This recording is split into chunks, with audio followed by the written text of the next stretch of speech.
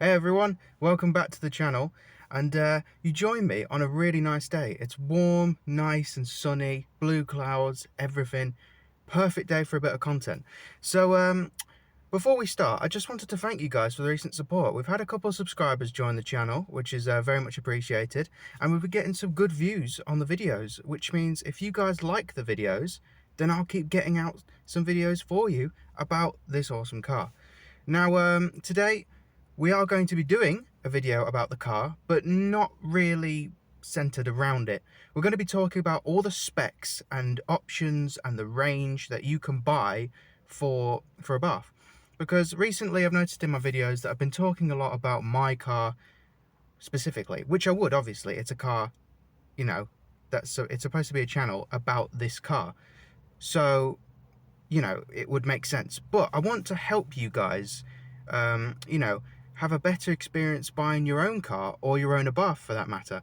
Because, I mean, I love these cars so much. I think they're just amazing. They're the coolest little hot hatch you can buy. They're cheap, fun, fast. So, now that I own one, I want to help you guys get one yourselves, and in the best condition and spec possible. Now, we're going to be going through the range. As I said, we're going to be going through the different models that you can buy, the different things you can get with them. But I want to also recommend some that I think guys should get if you are thinking of buying one. So, without further ado, let's get straight into it. I'll meet you out there where we'll start talking about the option.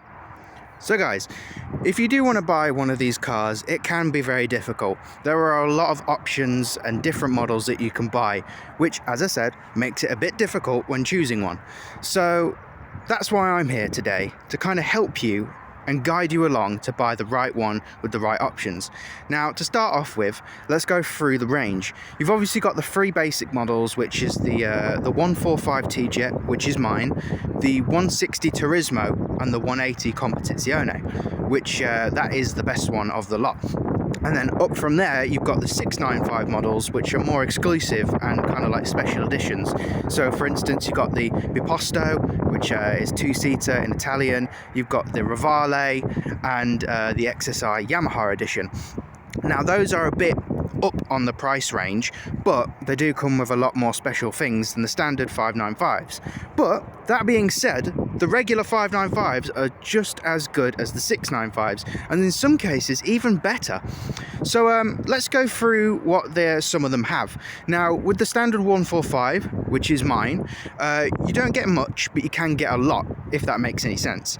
And now this is a 145 T-Jet, and obviously it's not the same as it was when I bought it. So I'll put a quick picture up on the screen of what mine used to look like when I first ever bought it, and as you can see in the picture as well, it's got an L plate on it still, which is when I was still a little learner driver. So obviously since then a lot has changed. So I'll quickly go through what the regular 145s can have. Now it can have a lot that this car can have, or has already. It can have those wheels in that exact colour, it can have the stripe, it can have the bonnet scorpion in some cases, and it can have the paint. But obviously it's kind of just based on what the owner specs it with, or what they've chosen, or what it's being sold with. Now, what I would recommend is going for the lighter colours such as yellow, green, and white. And also podium blue. Podium blue is an amazing colour, I absolutely love it. And I'm not just saying that because I have it, I always liked it since the start and even before I had mine. So why do I recommend these colours? Well, I think they're the absolute best colours for these cars. They just look fantastic, especially with little red accents or black ones or grey wheels, stuff like that. It just pops with the car so nicely. Now, I would recommend probably going for yellow, red, or podium blue, because they do polish up the nicest. I have seen a red Competizione with like so much like polish on it, and it looked fantastic, really shimmered and shined in the light. So I would recommend either one of those colours. Now, moving on from the paint, you do get the wheels, as I said. I would recommend going for these wheels, especially, because I think they look the nicest, especially on any of the Abarths that you can buy. Because, actually, fun fact, on the pre-facelift Abarths, those wheels are actually some of the special ones. You can actually get those on the Competiziones from the pre-facelift model. So that means you're getting special wheels as standard on the newer versions, which is quite nice. I thought that was a nice little feature that I bought it with. Now, you can buy other wheels as well. There are many different versions that you can get with the 145, but I recommend these ones because they look the nicest and they make the car look really special, like a proper little sports car. The colour wise, it doesn't really matter. You can get them whatever colour you want. They still polish up really nicely, and when they're all washed and nice and clean, they look fantastic. They really remind me of like Porsche Centerlock wheels, especially with the Scorpion cap right there. Get a bit of sun on it. There we go.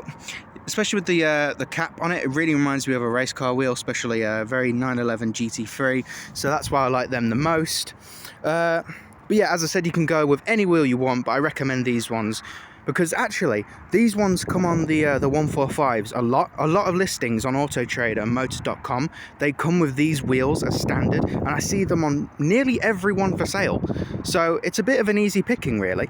It just depends what colour you get it with. Moving on from that, I'm just kind of trying to pick out more of the features you can get on. You can get wing mirror caps for them. Some of them do come with them as standard, and some come with them as a modification that the owner has done, which I'm on the fence about it. I'm not sure whether I'm going to do it to mine or not. If I was going to do it, I'd either do it black or white. But let me know in the comments what you think I should do with that, guys, because I'm not really sure at the moment. I'm kind of liking the all blue with the little white accents. I think that is a really nice combo. So yeah, some of them can come with it, some of them not. As I said, depends on if the owner's done it or not. The bonnet Scorpion, you can't get that with the standard ones. That is kind of like a modification that the owner has to do, and you have to be lucky to get it on the car that's for sale. Because I mean, you could buy it if you really want to. As I said in the modification video, or the mods video to be simpler, it's like 10-20 quid off Amazon. Just buy a gift card, get it on, slap it on the bonnet, and there you go, it's done. Which, again, it really enhances the look of this car. I love it with a bonnet Scorpion, so I'd recommend it to anyone who has one of these, because a bonnet Scorpion just enhances the sportiness of it, guys. Why would you not want a massive Scorpion on the bonnet, just to let everyone know? It's so sick. Now, moving on, all of them do get the white text. It doesn't... no, not the white text, sorry, my mistake. All of them get the regular black text on the grille. That doesn't matter what model you get, you always get the black text. You just have to go over it with a pen or something to highlight those letters to make them stand out. I've seen a couple for sale with like Italian writing on it, which looks really cool, and some of them come with little like Italian colours on these little vent pieces here, which also look really nice. But I think we're just gonna keep it as is. I love the white text matched with the black vents and all that. It just looks really nice. So some of them can get black accents around the car, some of them come with white, red, again depends which ones you get. And I think that's it for the 145s, guys. You don't get much else with them because, as I said, it is the stock standard model, so you can only get a limited amount of things with them. Interior-wise, I forgot to mention, sorry, on the interior of the 145s, it comes just as it is, as you can see now. Obviously, you'd have the stock standard gear shifter, which I'll put on the screen now for you. You get these seats as standard with the 145, the wheel, the 4-inch touchscreen. I think some of the newer ones come with 7-inch now, but I'm not too sure. I might be wrong on that. But they come with digital climate controls now as well on the newer ones, which I missed out on by just a month. That sucks. But it doesn't matter, you know, old is sometimes better, but it would have been nice. The mats, you just get standard normal Abarth mats, which I don't think it's these ones. Mine didn't come with Abarth mats, it just came with like icky Halfords mats, which I got rid of instantly. Can't be having no Halfords bits in this car, guys, unless it's the shifter, because that looks sick.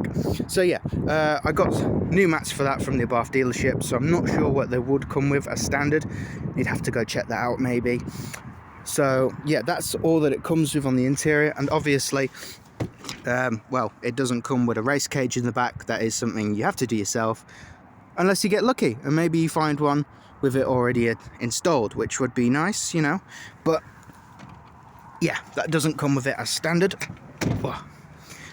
So that's the interior, and obviously you also get the coloured dash. Depending on what colour you go for, you get a corresponding dash with it as well. So obviously mine's in podium blue, which is a bit of a harder colour to obtain, so it makes the dashboard a little bit more special.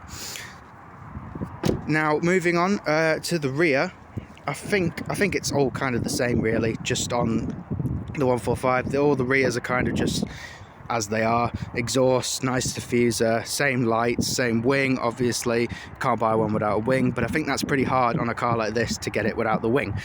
And yeah, so I think that's kind of all the same. Obviously mine's not stock, as we all know.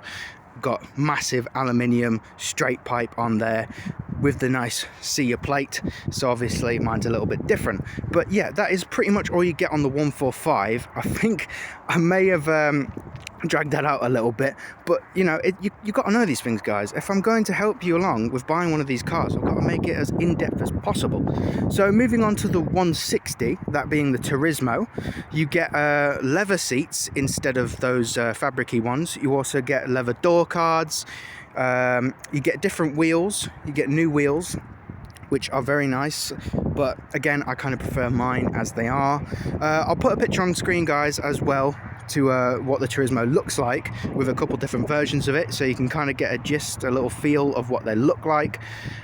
They are very nice, do not get me wrong. I think they are awesome. They look great. You also get some with a pan, which I think the 145s get as well, but it's kind of, you know, a bit harder to get the regular ones with a pan. So the Turismos usually come with a pan more often than these ones. Now, I think it's kind of just more leathery bits and nice little interior pieces that you get on the Turismos, rather than, well, stuff on the outside. Because, well, the 145s kind of have everything that the 160 does, just, well, not on the interior. So if you want more interior niceties, then I would suggest the Turismo, but you don't really get that much difference on the outside. Oh, there's a, I don't know if you see that, there was an M1 something I going crazy there, but back to the Abarth. Now, yeah, so I think the outside is kind of the same as the 145, so not much difference. I don't think any of them come with different exhausts. I could be wrong again on that, but I haven't seen many Turismos in the flesh. So moving on to the big boy, the 180, which is the Competizione. Now this is where it all changes. You get say-belt seats, you get carbon inserts on the wheel, you get new wheels on the outside, new carbon bits all around the car. It just changes the whole thing, guys.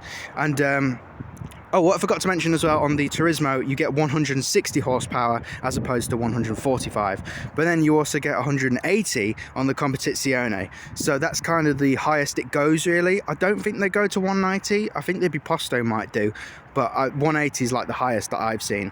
So yeah, so if you want big power, nice seats, big wheels, stuff like that, then the 180 is the one to go for, because the Competizione is a really special car.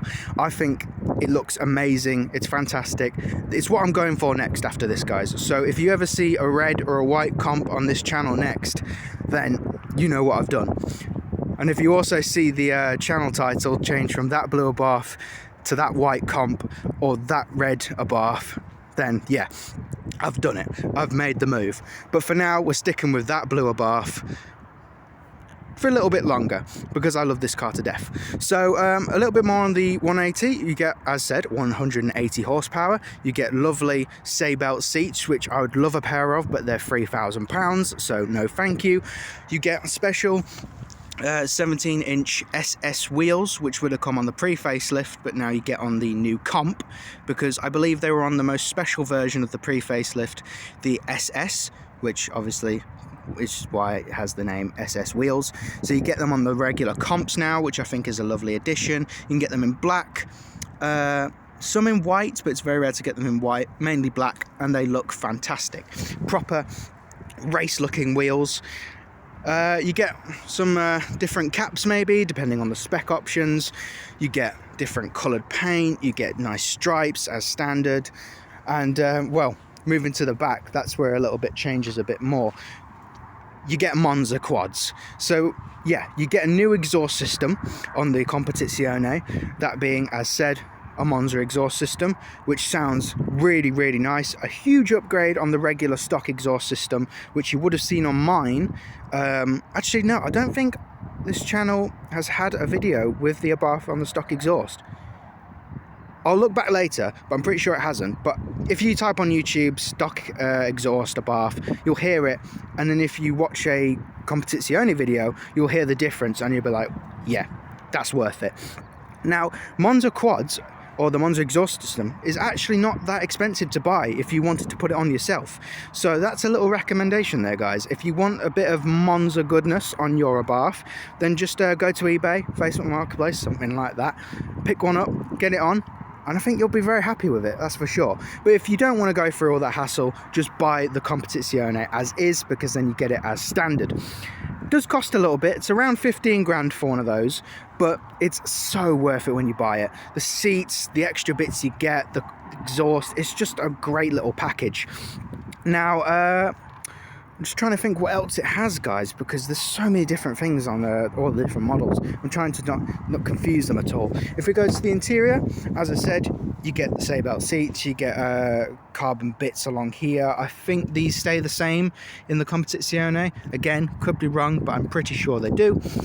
You get, on the wheel, you get carbon inserts, which, try and get the camera right, you get it here, on here, and up top on there. You get a different digital display, which I think you get some more newer bits. You also get a 7-inch touchscreen on some of the newer Competiziones, but I think that comes on most of the newer models anyway. But it's just nice to have. You also get a cool little garage animation, so I would really like that, but mine doesn't have it, unfortunately, because it's one of the older models. So, but either way, I love it. I love the spec they have on this as is, but I would love a Competizione for all those little spec options. You also get a sports shifter, which is kind of what I've tried to model mine as. I've tried to go for more of the Competizione shifter style. I think it's worked out quite well. It looks really nice. I've also put it up now, so it kind of looks a bit more Ferrari-esque. I really like that. What do you guys think? Because I think it looks really nice. I've left it as is, but yeah, you get a new shifter on the comps as well. And I think that's pretty much it for the interior. Some of the turbo gauges also move to actually, what side is it? I've seen a lot of them on left-hand drive cars. I think it would be here. I think they move to the top of the wheel. Let's try and get a good angle for you guys here. I think they move to around here, so turbo gauge is there instead of up top there, which is cool. I like that. I think that's a really nice feature. So yeah, that is pretty much all of the different spec options that you can get on all three models, because obviously there's so many bits and bobs that combine with all the different variants, so it's hard to choose the one you want, especially with the bits that you want as well. Now, yeah, I think that is pretty much all the options that you can get on the three models. There are other models as well, so we've got some special editions. We've got the 695s, as said. You have the Biposto, you've got the oh, what else is there? There's so many, guys, it's hard to list them all. So yeah, they've got Biposto, you've got the Rivale, the Yamaha edition, which, by the way, I wouldn't recommend the Yamaha edition. I went to go see one in the flesh. Bit disappointing. You do get an Akrapovic exhaust system, and you do get a lot of carbon bits. The dashboard is also carbon. But, oh, I forgot to mention, on the Competizione, you get a matte grey dashboard, which can be really nice, but I kind of like the other coloured dashboards. Gives it a little bit more life on the inside. So that's one thing that you may not like, but I like it, so it's all right. But yeah, moving back onto the 695s. On the Yamaha, as I said, it wasn't very great. The exhaust system was kind of upsetting. For an Akrapovic, it wasn't very loud. It kind of just sounded like the Monza. And to be honest, for a 18 grand car, I think the comp was better. It was cheaper, had more bits to it, sounded better, and overall, just I think it's a better car. So I would recommend going for a comp than a 695 XSR Yamaha edition. But that's my personal opinion. If you love those cars, then go for it by all means. But my personal experience of going to see it, I would recommend a comp instead.